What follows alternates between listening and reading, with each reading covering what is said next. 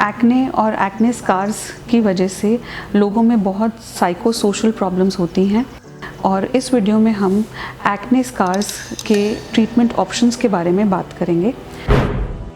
हाय, मैं हूं डॉक्टर निवेदिता दादू। मैं एक डर्मेटोलॉजिस्ट हूं और मैं दिल्ली में प्रैक्टिस करती हूं।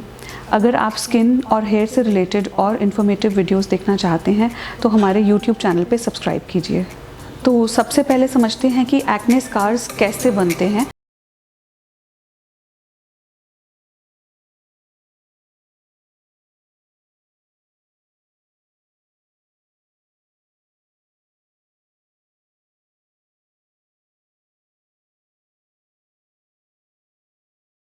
जिनमें पस होती है या जिन पिंपल्स को सही समय पर ट्रीट नहीं किया जाता, तो ऐसे पिंपल्स में पस आपके स्किन में पेनिट्रेट कर जाती है और जब तक वो पिंपल्स हील होते हैं तो वो स्कारिंग के साथ हील होते हैं।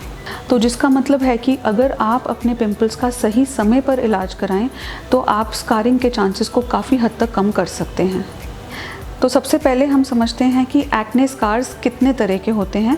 इसमें ब्राउन और रेड मार्क्स सबसे ज़्यादा कॉमन है। ब्राउन मार्क्स तब होते हैं जब आप अपने पिंपल्स को पॉप करते हैं। ब्राउन मार्क्स को हटाने के लिए ग्लाइकोलिक एसिड या हाइड्रोक्विनोन बेस्ड क्रीम्स अवेलेबल हैं, पर किसी भी क्रीम का इस्तेमाल आप अपने डर्मेटोलॉजिस्ट की सुपरविजन में ही करें। अगर आपके ब्राउन मार्क्स इन क्रीम से भी नहीं जाते तो आपके लिए डर्मेटोलॉजी क्लिनिक्स में केमिकल पील्स या क्यू स्विच लेज़र्स अवेलेबल हैं। केमिकल पील्स आपकी डेड स्किन को एक्सफोलिएट करती है और क्यू स्विच लेज़र्स आपके मेलानिन पिगमेंट को टारगेट करके पिगमेंट सेल्स को बर्स्ट करके आपकी पिगमेंटेशन को कम करते हैं। कभी कभी आपने देखा होगा कि कुछ लोगों में पिंपल्स ख़त्म होने के बाद रेड मार्क्स रह जाते हैं। ये यूजुअली फेयर कॉम्प्लेक्शन में होते हैं और ये ब्लड वेसल की एनगॉर्जमेंट की वजह से होते हैं।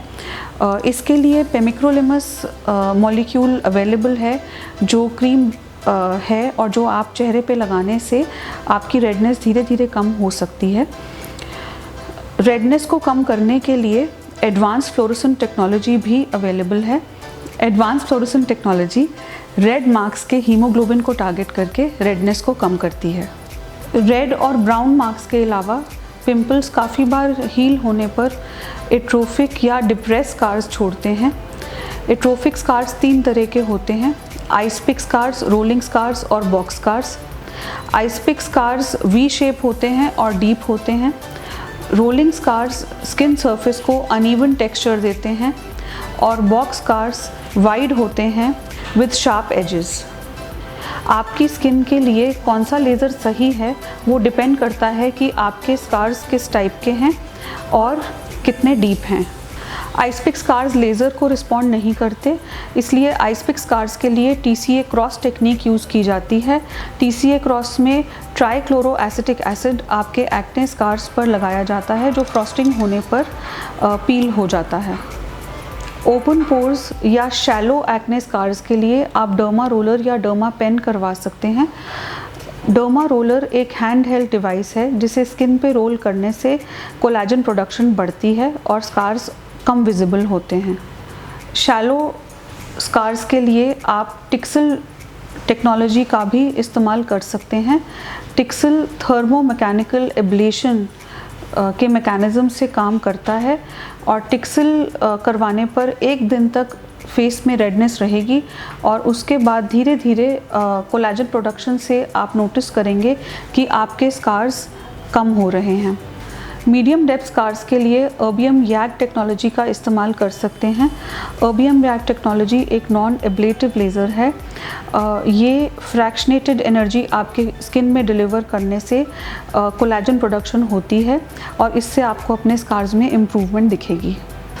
डीप स्कार्स के लिए माइक्रो नीडलिंग रेडियो फ्रीक्वेंसी या MNRF की टेक्नोलॉजी और फ्रैक्शनल CO2 की टेक्नोलॉजी अवेलेबल है। MNRF या माइक्रो नीडलिंग रेडियो फ्रीक्वेंसी में डाउन टाइम कम होता है, लेकिन आप ध्यान दें कि आपका MNRF इंसुलेटेड और फ्रैक्शनेटेड हो। इंसुलेटेड होने की वजह से एपिडर्मल डैमेज कम होता है और इसलिए डाउन टाइम कम होता है और MNRF करवाने के बाद आप 1 दिन के बाद अपने काम पर जा सकते हैं। फ्रैक्शनेटेड होने की वजह से इसकी स्किन की रिकवरी फास्ट होती है और रिज़ल्ट सुपीरियर होते हैं। फ्रैक्शनल CO2 टेक्निक में डाउन टाइम ज़्यादा होता है। इसमें 5 से 7 दिन तक आपकी स्किन रेड होके ब्राउन होके पील होगी, इसलिए ये आजकल के बिज़ी लाइफस्टाइल में थोड़ा अनपॉपुलर है। इसके अलावा इंडियन स्किन टोन में फ्रैक्शनल CO2 टेक्नोलॉजी से पिगमेंटेशन देखी गई है, इसलिए इंडियन स्किन टोन के लिए माइक्रोनीडलिंग रेडियो फ्रीक्वेंसी ज़्यादा पॉपुलर है। हमारी क्लिनिक में आपके रिज़ल्ट्स को और एनहांस करने के लिए इन लेज़र्स के साथ प्लेटलेट रिच प्लाज्मा थेरेपी या PRP का इस्तेमाल किया जाता है। इसमें आपके ब्लड से प्लेटलेट्स को सेपरेट करके उन्हें आपके स्किन में पेनिट्रेट किया जाता है। प्लेटलेट्स में ग्रोथ फैक्टर्स होते हैं जो आपके स्किन सेल्स को स्टिमुलेट करके आपके रिज़ल्ट्स को और बेटर करते हैं। लेज़र्स के साथ काफ़ी बार सब्सिजन टेक्निक को भी क्लब किया जाता है। सब्सिजन वो टेक्निक है जिसमें फाइब्रस बैंड्स जो आपकी स्किन के स्कार्स को नीचे पुल कर रहे हैं उन्हें ब्रेक किया जाता है। एक्ने स्कार्स के ट्रीटमेंट के लिए आपको थोड़ा पेशेंस रखने की ज़रूरत है। ये सिंगल सेशन ट्रीटमेंट्स नहीं होते।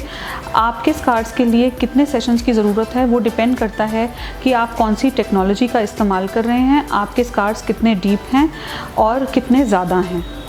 अगर आप इमीडिएट रिजल्ट्स चाहते हैं विद नो डाउन टाइम तो आपके लिए डर्मल फिलर्स का ऑप्शन भी अवेलेबल है। डर्मल फिलर्स रेडीमेड कोलाजन होता है जो आपके कोलाजन से मिलते हैं और इन इंजेक्शंस को आपके स्कार्स पर लगाने से आपको इमीडिएट रिजल्ट दिखेगा, पर ये रिजल्ट्स लाइफ टाइम लास्ट नहीं करते। Laser sessions 1 to 1.5 months apart किए जाते हैं क्योंकि इतना टाइम आपकी स्किन लेती है कोलाजन प्रोड्यूस करने के लिए।